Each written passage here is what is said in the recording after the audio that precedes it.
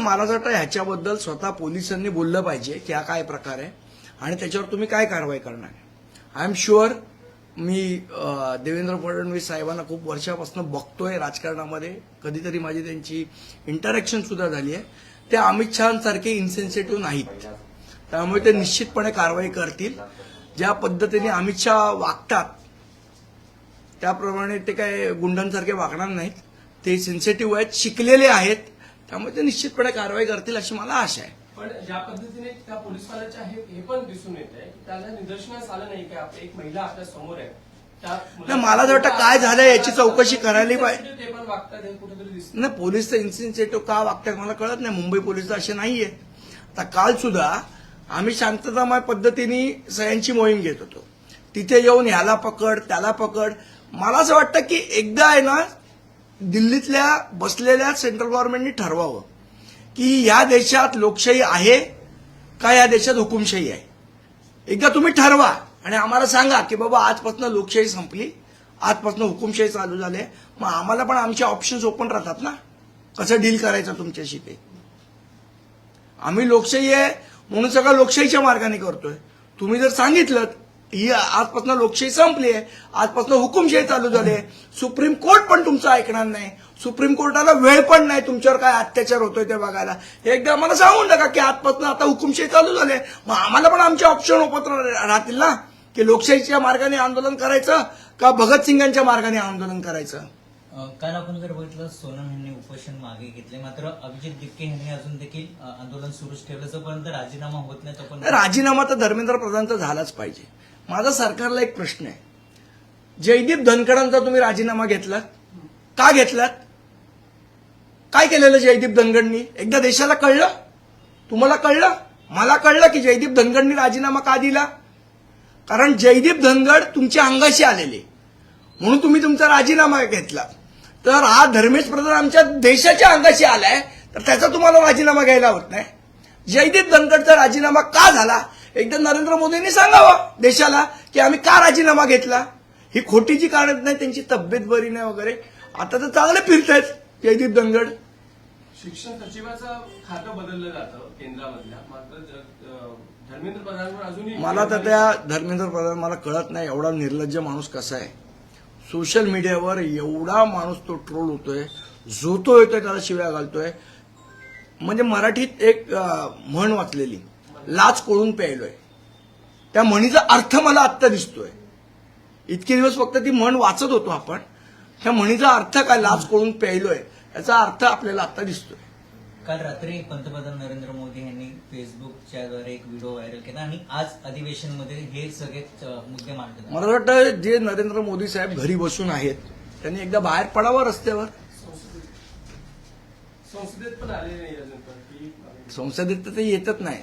माझं म्हणणं आहे पहिले आहे ना राजा वेश बदलून यायचा आणि पण एकदा दाढीबिडी काढून एकदा रस्त्यावर उतरून बघावं लोक काय ऐकतात बोलतात त्यांच्याबद्दल. ते नाही घरात ना निदान मोबाईलवर तरी बघा तुमच्याबद्दल लोक काय म्हणतात ते.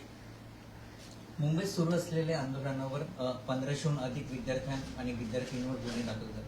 नाही, मला असं वाटतं ह्याच्यावरचे गुन्हे कसले गुन्हे आणि कशाबद्दल गुन्हे, कसली जमाव. आता काल शिवाजी पार्कला सांगतात जमावबंदी, पब्लिक प्लेसमध्ये जमावबंदी होते. पब्लिक प्लेस आहे कशाला, पब्लिकला फिरायला आहे ना. तिथे बसलेल्या मुलांना तुम्ही उचलून नेताय का? त्यांनी बसायचं नाही पब्लिक प्लेसमध्ये. उद्या थिएटरमध्ये जाल आणि तिथनं उचलून आणा मुलांना जमावबंदी म्हणून. पोलीस अशा मुलांवर पाळत ठेवतात, घरी जात आहेत, त्यांना उचलण्याचा प्रयत्न करतात, त्यांना ही सांगतात की तुम्ही आंदोलनात सामील झाला तर कारवाई. अहो मी तुम्हाला सांगतो, ही जेनझीची मुलं आहेत जे आंदोलनकारी, खूप हुशार आहेत आणि हे सगळे आयफोन 17 प्रो मॅक्स आहेत आणि हे पोलीस सगळे नोकिया आहेत. यांना कळणार पण नाही की ते मुलं काय करतायत ती. काल मला एक उदाहरण म्हणतो, एक मुलगा सांगत होता असंच काहीतरी त्याला डिजिटल नोटीस पाठवून त्याचं लाईव्ह लोकेशन पाठवायला त्यांनी चॅट जीपीटीवर टाकलं की असं पोलीस मागू शकतात का. चॅट जीपीटीने अख्खं त्याला बीएनएसची धारा भिरा सगळं सांगितलं की हे करण्याची गरज नाही. त्यांनी मला ते पाठवलं. मला सांगा पोलिसांना पण अजून बीएनएस कायदा पाठ नाहीये, अजून ते आयपीसी मध्ये गुंतलेत. त्यांना BNS म्हटल्यावर ते सगळं रेफर करावं लागतं. हे चॅट जीपीटीवर येऊन पोलिसांना उत्तरं देऊन मोकळं होतात. त्यांनी त्या पोलिसाला रिप्लाय पाठवला की BNS section so and so so and so so and so प्रमाणे तुम्ही मला लाईव्ह लोकेशन मागवू शकत नाही. म्हणून मी म्हटलं हे सगळे आयफोन प्रो मॅक्स जनरेशनची लोक आहेत. पोलीस अजून नोकियामध्ये अडकलेले आहेत. यांच्या नादाला लागू नये पोलिसांनी. अंडर एस्टिमेट केले जाते तरुणांना. निश्चितपणे मला वाटतं त्यातल्या त्यात तरी मुंबई पोलीस सेन्सिटिव्ह आहेत. ज्या पद्धतीने दिल्ली पोलीस वागतात त्याच्यापेक्षा मुंबई पोलीस सेन्सिटिव्ह आहे. आणि शेवट महाराष्ट्र हा पुरोगामी आहे आणि कसेही असले तरी सुसंस्कृत नेते आहेत. आज थोडी डोळ्यावर काळी पट्टी बांधली आहे त्यांनी, पण मनातनं त्यांना माहिती आहे की आपण करतोय हे चुकीचं करतोय. त्यामुळे मुंबई पोलीस सुसंस्कृतपणे वागतायत अजून तरी. एखाद दुसरा इन्सिडेंट असेल पण ओव्हरऑल पोलीस सुसंस्कृतपणे वागतायत. दिल्ली पोलिसांनी एक व्हिडिओ जारी केलेला आहे आणि त्यात ते असं म्हणतायत की 480 अकाउंट जे आहेत ते या सगळ्या आंदोलनामध्ये पाकिस्तानी हँडलर्स हँडल करतात आणि त्याच्यावर आम्ही बॅन आणलेला आहे असं त्यांचं ऑपरेशन म्हणणं आहे. सिंदूरला जे वापरलं गेलं होतं तेच आता त्याचा वापर केला ठीक आहे ना. आता मला सांगा त्या पाकिस्तान ऑक्युपाईड काश्मीरमध्ये पण आंदोलनं होत आहेत बरोबर. इंडियातले लोक पण तिथे हे करतात ना ट्विट. आता आपल्या देशात काही घडतंय दुसऱ्या देशाने काय ट्विट केलं काय तर त्याचा ह्या मुलांचा काय दोष त्याच्यात. या स्टुडंटचा काय दोष. ते पाकिस्तानी आहेत का तुम्ही कसे पोस्टला 40 पैसे देते तसे त्यांना कोण देत आहे. नुकताच असा एक मुद्दा समोर आलेला आहे. काही इन्फ्लुएन्सर्स आहेत त्यांना रात्री अपरात्री ईमेल्स येत आहेत आणि हो, बघितलं मी, बघितलं. सध्याच्या गव्हर्नमेंट बाबत तुम्ही चांगलं गोष्टी बोलण्यासंदर्भात त्यांना 2 रीलचे 40,000 दिले जात आहेत. याकडे आपण कसं पाहता. कुठेतरी डॅमेज कंट्रोल करण्याचा प्रयत्न आता नाही, मला तर वाटतं आता हे प्रकरण सरकारच्या हाताबाहेर गेले. हे असले धंदे करून काय होणार नाही. आता काही ऍक्टर्सना पण ते पैसे द्यायचे. आता तेही ऍक्टर्स पैसे घ्यायला नकार देतात.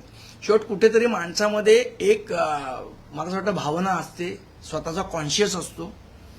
त्यामुळे लोक आता या गोष्टींना भुलणार नाहीत. मुख्यमंत्र्यांनी काल असं म्हटलं की विद्यार्थ्यांचा वापर करून राजकीय कोणी भाजण्याचा प्रयत्न सुरू आहे. अच्छा. मुख्यमंत्र्यांना काय बोललं तर बाबा परत महाराष्ट्राचा अपमान होईल. पण मला असं वाटतं मुख्यमंत्री हे जे बोलतायत त्यामुळे विद्यार्थ्यांचा अपमान होतोय हे त्यांनी विसरू नये.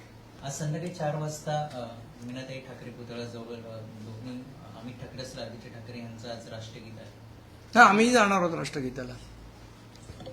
ओके. रविवारी ज्या पद्धतीत आंदोलन होणार आहे दोन्ही ठाकरे बंधू सोबत असतील कशा पद्धतीत नाही, आता त्याचं सगळं प्लॅनिंग चालू आहे. आम्ही आज सन्मान्य राजसाहेब त्याच्याबद्दल सांगतील आम्हाला आणि त्याप्रमाणे पोलिसांची चर्चा करून तो रूट ठरवला जाईल.